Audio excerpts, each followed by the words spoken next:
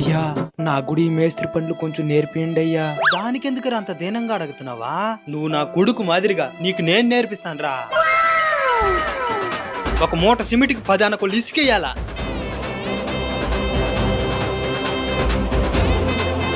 పని చేసేది మెయిన్ కాదు, పనంతా అయిపోయిన తర్వాత వీటిని నీట్గా క్లీన్ చేసి ఎత్తి పెట్టుకోవాలా. పని మొత్తం నేర్చుకున్నావు కదా? నేర్చుకున్నానయ్యా. సరే, టైం అయింది, పోయి తినేసి రాబో. తినేదానికి కూడా ఏమీ లేదయ్యా. అబ్బా, సరేరా మా ఇంటికాడ పోయి తిందాం.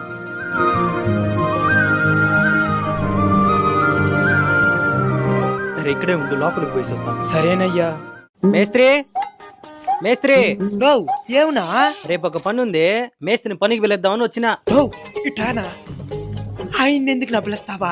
ఆయనకి పని తెలీదు, కూలి కూడా 2000 తీసుకుంటాడు. పని కూడా ఫాస్ట్ గా చెయ్యన్నా. అవునంటావు ఏందినా? ఈ రోజు కూడా ఒక నేమర్చి